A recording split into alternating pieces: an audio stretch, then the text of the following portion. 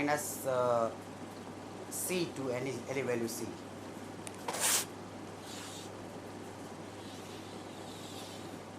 Because of symmetricity.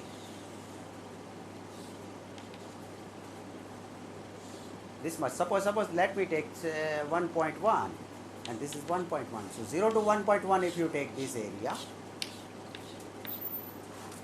and this area if you consider on the left side, they will be exactly same due to symmetricity of the standard normal curve.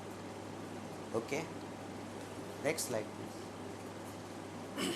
This is a table as I have discussed, tables of areas for the standard normal. This table is available for positive values of z. So it gives you area from minus infinity to some positive value. Minus infinity to some positive value. And there are also other tables available for minus infinity to some negative value. Now this table can be used in two ways. We will see in examples. Let us start with the examples. So example number 1, if you can check that given z is a random variable, this standard normal random variable. In fact, it is having standard normal distribution. Find probability z less than 1.33. So less than 1.33, you draw the picture. This is 1.33 is somewhere here. This is 0, and you want this area. Minus infinity less than z less than 1.33. This to the left of 1.33. Table will give you this area, and we have recorded that. Okay, that value comes out to be equal to 0.90 something, 908. Okay. Now the second problem is z greater than minus 0.79. So this is in fact the manipulation of the properties of standard normal, and using the table in our way. This is 0, so minus 0.79 may be somewhere here, and you want z greater than minus 0.79, means to the right of this. So you want this much area.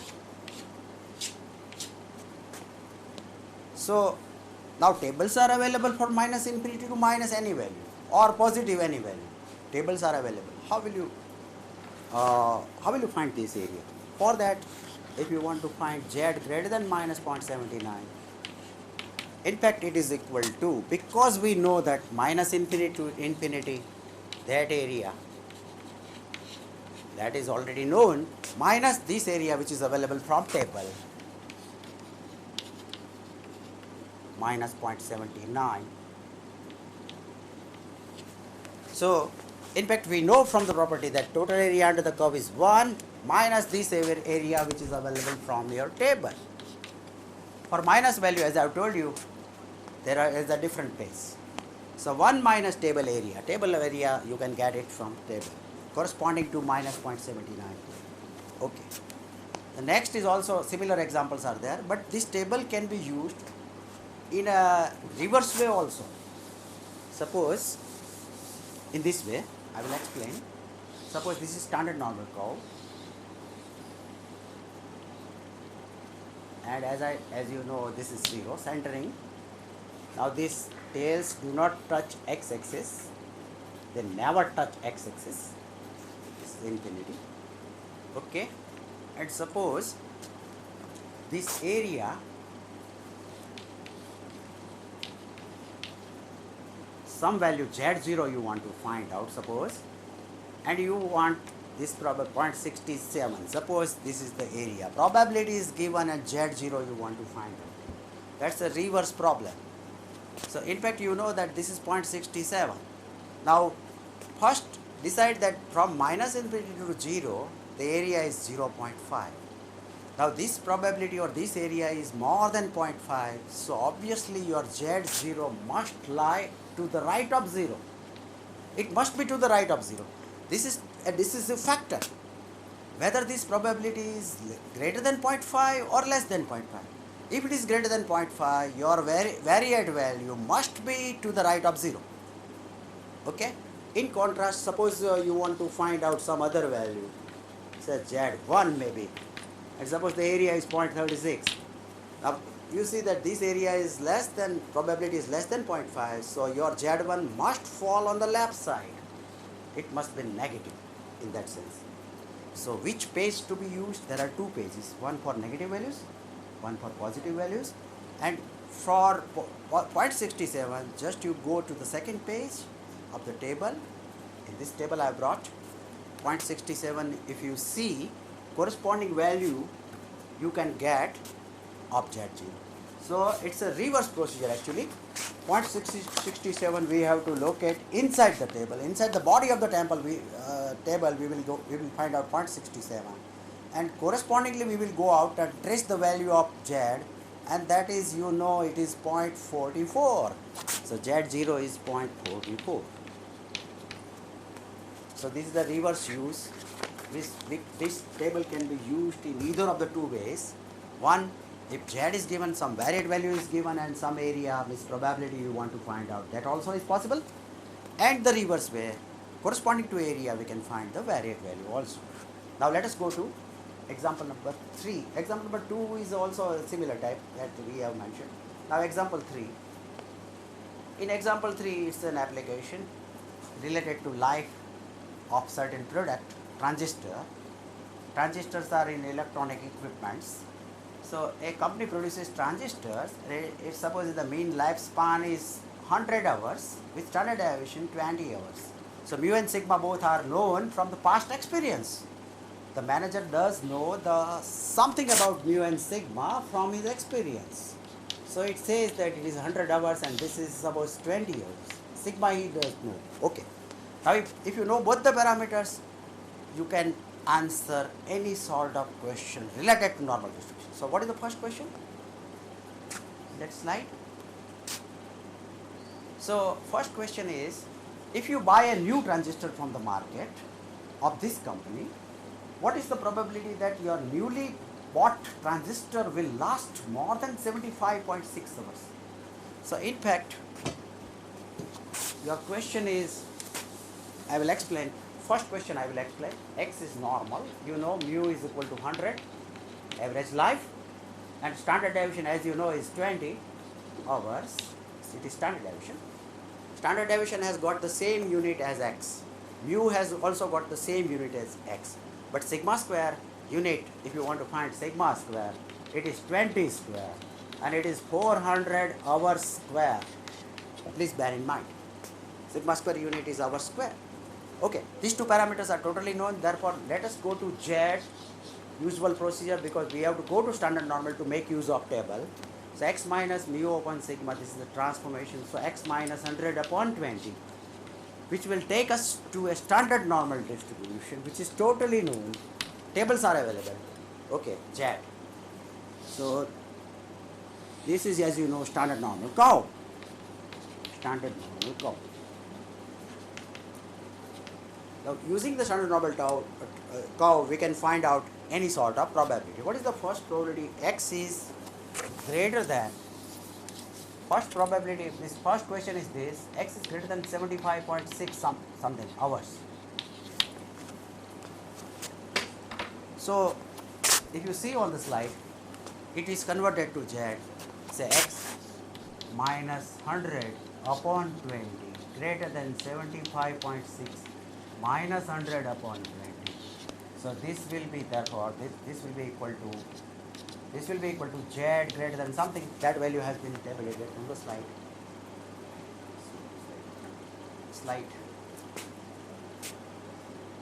Okay.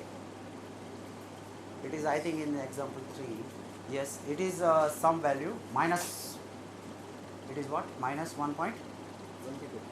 It is minus 1.22. And we can make use of table again, minus 1.22, obviously on the left side, and we want this area. This to the right of minus 1.22, but table doesn't give you this value. Table gives you from minus infinity to minus 1.22. So what should we do?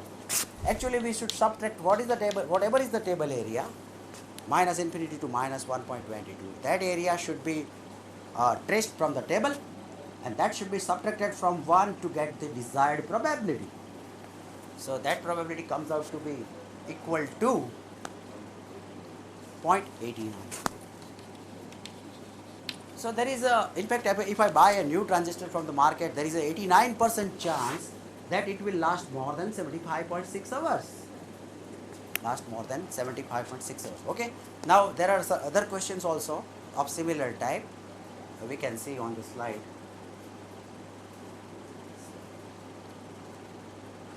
Second question is, these also have been calculated. Next slide please. Okay, solutions are there. A new transistor will last between 90 and 110 hours. That also is there, and both are converted. Okay, now let us go to example number 4. First, please read the question. Entry to a certain university is determined by a national test. Now you see that uh, for professional examinations like chartered accountancy, etc., must, I think you know that there is no fixed passing standard. If they want 2% result, they can get 2%. If they want 4% result, they will publicize only 4% result. So passing standard is not fixed. Read the data. Entry to a certain university is determined by a national test. The scores on this test are normally distributed. Scores means marks. They are distributed normally with a mean of 500 and standard deviation of 100. Okay. Now there is a student, Aditi, wants to be admitted to this university, and she knows that she must score better than at least 70% of the students who took the test. So she must score more than 70% of the scores, 70% of the students who have scored. Actually,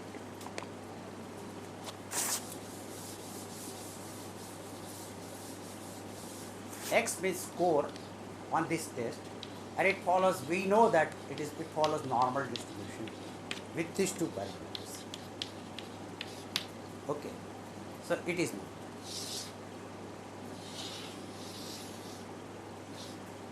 Centering is at mu and it is 500. Sigma is 100. Suppose this is ordinary normal curve. Now, as you can see that to the left of 500, 50% of the students will be there. Remaining 50% of the students will have scored more than 500, because 500 is the mean, and of course it is median also. Therefore, if 10,000 students have given an examination, 5,000 students will have obtained less than 500 marks, and remaining 5,000 students will have obtained more than 500 marks. Actually, we want to, any student or any aspirant should score more than the score which have been scored by 70% of the students. So this area is 0.5, this area is 0.2, so total area is 0.7. So this amounts to the 70% of, this represents the scores, spread of scores of the 70% of the students. Only 30% of students have scored more than this value. So this value is x0. So as I have written on the slide.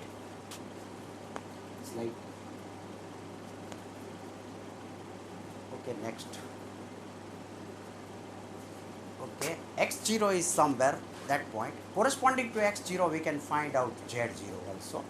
Now, what is x0? I have written that minimum score on the national test which ensures admission to this university. This is the minimum score which an aspirant must score so that he or she can get admission to this reputed university. This is the minimum score.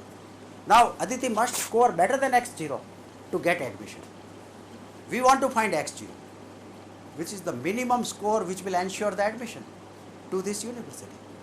So this is a normal typical application, because only 30% result is out, remaining 70% are fail. Although they might have scored better than the average, still some of them will fail. Only 30% are fortunate enough to get admission to this university. So she must score more than x0. So corresponding to x0, if you go to standard normal, we will see on the slide that x0 is converted to z0. Next slide. x0 is, this picture, x0, that's previous slide please. 500 is the center, x0 is the minimum threshold limit, and x0, x transform to z will yield When x equal to 500, z will be equal to 0. Next slide please. And when x equal to x0, z0 will be there, x0 minus 500 upon 100, that is z0. So corresponding to 500, we have got a corresponding curve. It is a standard normal curve. Corresponding to this point, there will be a 0, and corresponding to this point, there will be some point z0 on this standard normal curve. Standard normal curve, corresponding to x0 we have associated value z0, corresponding to 500 we have associated value 0. Now from standard normal table we can always find out what is the area. This area is known to you. You know this is 0.5, this is 0.2. So corresponding to 0.7, using the cumulative standard normal distribution table we can find out z0. So that value has been determined using the table in a reverse way. Actually we know the area, we know the probability. You locate the value of ordinate in a reverse way, and that we can see on the slide that z0 turns out to be equal to, it is equal to 0.525. Okay, 0.525. So z0 is 0.525, and there is a relationship between z0 and x0 minus 500 upon 100 is equal to z0, and this turns out to be equal to 0.525. And therefore if you simplify, you will get x0 is equal to, take that on this side, and you will get, I think, 552.5. It is 552.5. It is 552.5. So this is the minimum score which an aspirant must score to get admission to this university. Now Aditi's score happens to be equal to 585. And it is very much better than 552.5, so she would be admitted to this university. 585 is very much greater than 552.5. So she is damn sure to get admission into this university. Okay, this is another application where you know that sometimes results, you know, in general examination, university examination, 40% mark pass. It is not like that. In certain examinations, certain reputed universities, they decide on the basis of the strength of the students they want to recruit, they want to admit.